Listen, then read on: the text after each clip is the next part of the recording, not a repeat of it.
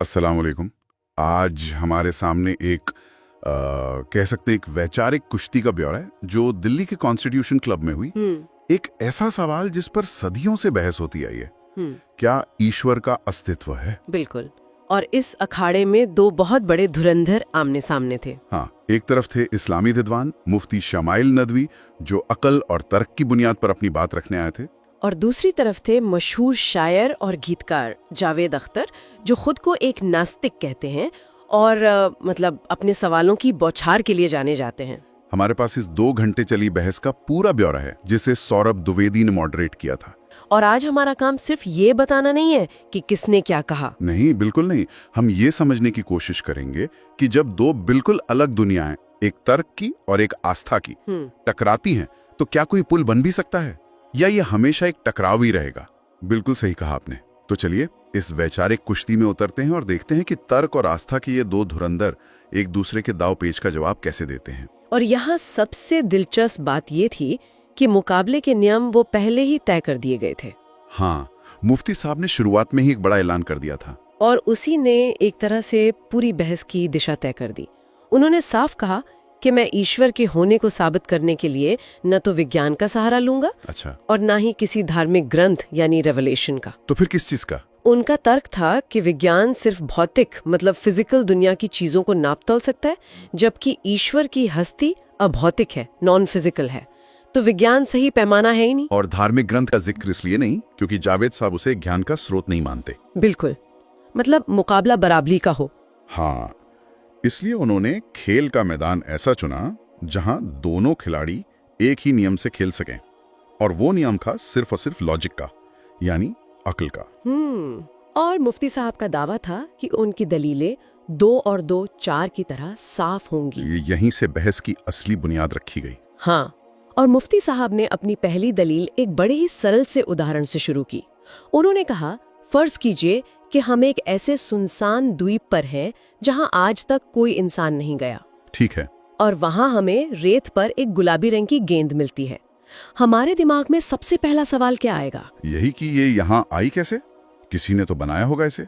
इसका रंग गुलाबी ही क्यों है, नीला क्यों नहीं? इसका आकार गोल ही क्यों है, चौकोर क्यों नहीं? हाँ, मतलब साफ है इसके पीछे कोई बनाने वाला है, कोई डिजाइनर है। बिल्कुल। फिर मुफ्ती साहब ने कहा, अब इस गेंद को इतना बड़ा करते जाइए, इतना बड़ा कि ये पूरे ब्रह्मांड, इस पूरी कायनात के बराबर हो जाए। तो क्या अब हमारा सवाल बदल जाएगा? नहीं, सवाल तो वही रहेगा। ये ब्रह्मांड कहाँ से आया? ये अपने आप तो नहीं बन सकता। इसे किसने बनाया? इसी को उन्होंने दार्शनिक भाषा ने कॉन्टिंजेंसी आर्ग्यूमेंट कहा। कॉन्टिंजेंसी आर्ग्यूमेंट, ये सुनने में थोड़ा भारी लगता है, लेकिन असल में ये वही क्यों है जो एक बच्चा पूछता है, आसमान नीला क्यों है, हम यहाँ क्यों हैं? सही बात है। उनका तर्क था कि ब्रह्मांड की हर चीज कॉन्टिंजेंट है, यानी अपने होने के लिए किसी और चीज पर निर्भर है। जैसे कुर्सी लकड़ी पर निर्भर है, लकड़ी पेड़ पर, पेड़ जमीन और पानी पर। ये सिलसिला चलता रहता है। हाँ, हर चीज किसी न किसी वजह से है। तो अगर हर चीज निर्भर है तो कहीं ना कहीं एक ऐसी हस्ती होनी चाहिए जो किसी पर निर्भर ना हो, जो नेसेसरी बीइंग हो। नेसेसरी बीइंग मतलब जिसका होना ही जरूरी हो।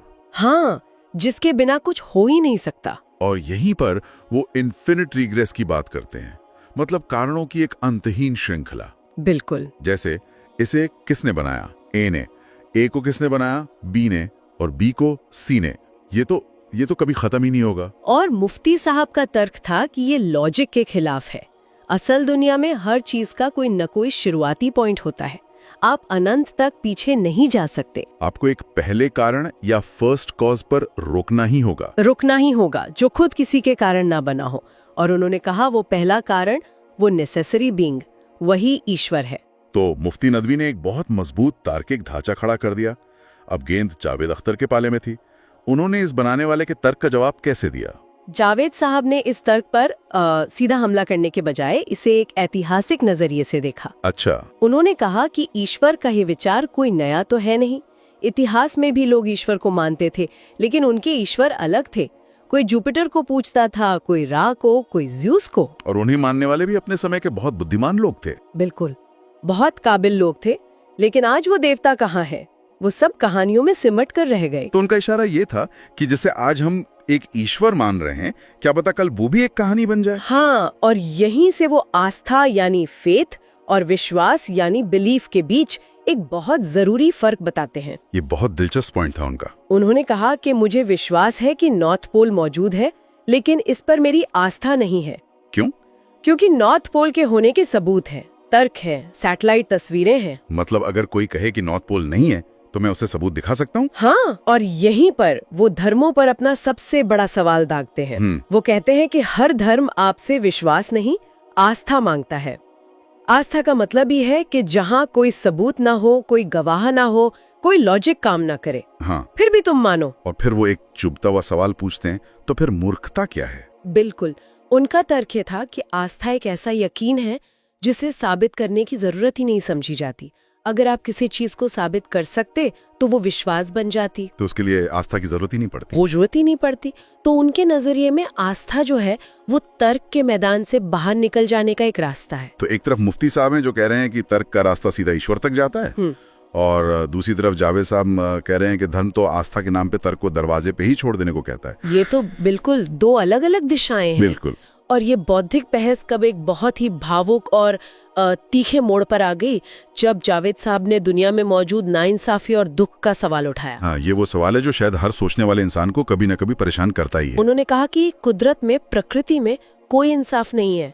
शेर जब हिरण को खाता है तो उसे कोई सजा नहीं मिलती। इंसाफ और न्याय, ये सब इंसानी सोच है, ह्यूमन कॉन्सेप्ट्स हैं। धर्म जो कहते हैं कि मरने के बाद इंसाफ होगा, वो भी इंसानी सोच की ही उपज लगती है।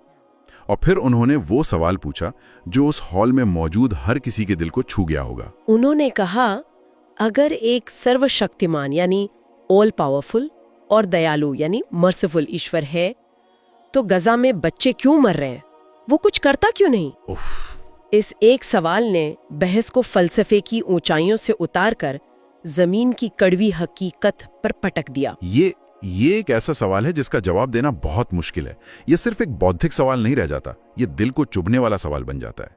मुफ्ती साहब ने इस मुश्किल चुनौती का सामना कैसे किया? मुफ्ती साहब का जवाब बहुत अलग था और सोचने पर मजबूर करने वाला भी। उन्होंने कहा कि हम ईश्वर के बारे में सोचते हुए सिर्फ दो बातें याद रखते हैं कि वो सर्वशक्तिमान है, ऑम्निपोटेंट, और दयालु है, मर्सीफुल। लेकिन हम उसकी दो और सिफत, दो और एट्रीब्यूट्स भूल जाते हैं कि वो सर्वज्ञानी यानी ऑल नोइंग भी है और विवेकपूर्ण यानी ऑल वाइज भी है। उसके हर काम के पीछे एक हिकमत, एक विजडम है जो जरूरी नहीं कि हमारी छोटी सी समझ में आ जाए। तो उनका तर्क ये था कि जिसे हम अन्याय समझ रहे हैं, हो सकता है कि उसके पीछे कोई बड़ा मकसद हो जो हमें नजर नहीं आ रहा। बिल्कुल।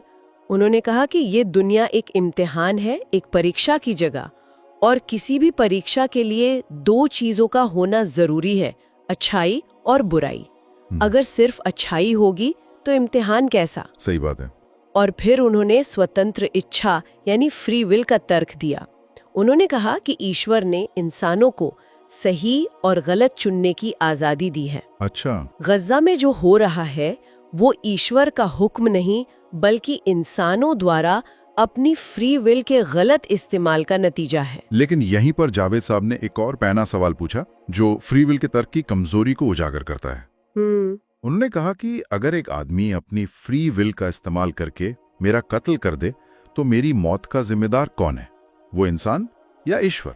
बहुत बड़ा सवाल है। और इससे भी बड़ा सवाल, अगर ईश्वर लोगों की दुआएं कबूल करके उनकी रोजमर्रा की जिंदगी में दखल दे सकता है, हाँ, तो वो 45,000 बच्चों को मरने से रोकने के लिए दखल क्यों नहीं दे सकता? और ये वो पॉइंट है जहाँ बहस एक तरह से रुक जाती है, क्योंकि दोनों अपनी अपनी जगह सही हैं। एक का तर्क ईश्वर के एक बड़े अनदेखे प्लान पर आधारित है और दूसरे का इंसानों के देखे हुए, महसूस किए हुए दर्द पर। बिल्कुल, इसका कोई आसान जवाब नहीं है। ये बहस का शायद सबसे गहरा और अनसुलझा हिस्सा था। तो फ्री विल और जिम्मेदारी का ये सवाल सीधे सीधे हमें एक और बड़े सवाल पे ले आता है। अगर गजा में हो रही मौतों के लिए इंसान जिम्मेदार हैं, ईश्वर नहीं, तो फिर सही और गलत का फैसला कौन करेगा? हाँ, क्या इसका पैमाना भी इंसानों के ही हाथ में है? हाँ, यहीं से बहस नैतिकता यानी मोरालिटी के मुद्दे पर आ गई। और यहाँ भी दोनों के नजरिए बिल्कुल अलग थे। जावेद साहब का मानना था कि नैतिकता का स्रोत समाज है। ये समाज में एक साथ रहने की जरूरत से पैदा होती है। उन्होंने ट्रैफिक नियमों का उदाहरण दिया था। हाँ, कि हमने लाल बत्ती पर रुकने का नियम इसलिए बनाया ताकि सब सुरक्षित रहें, व्यवस्था बनी रहे। इसी तरह झूठ न बोलना, चोरी न करना, ये सब नियम समाज को बेहतर ढंग से चलाने के लिए बनाए गए हैं। ये बात सुनने में तो काफी तार्किक लगती है। लगती तो है, लेकिन मुफ्ती साहब ने इस पर एक बहुत ही गंभीर और ऐतिहासिक सवाल खड़ा कर दिया। कौन सा? उन्होंने कहा कि अगर नैतिकता सिर्फ समाज या बहुमत तय करेगा, तो क्या हम हिटलर के नाजी जर्मनी को सही ठहरा सकते हैं? उस वक्त वहां की बड़ी आबादी यहूदियों पर हो रहे अत्याचार का समर्थन कर रही थी। तो क्या बहुमत का समर्थन किसी गलत चीज को सही बना देता है? ये एक बहुत बड़ा सवाल है। उनका सीधा तर्क था, अगर ईश्वर नहीं है तो फिर सही और गलत का फाइनल रेफरी कौन है? अच्छे और बुरे का वस्तुनिष्ठ मतलब ऑब्जेक्टिव पैमाना क्या है? उनका दावा था कि बिना ईश्वर के नैतिकता का कोई मजबूत आधार हो ही नहीं सकता।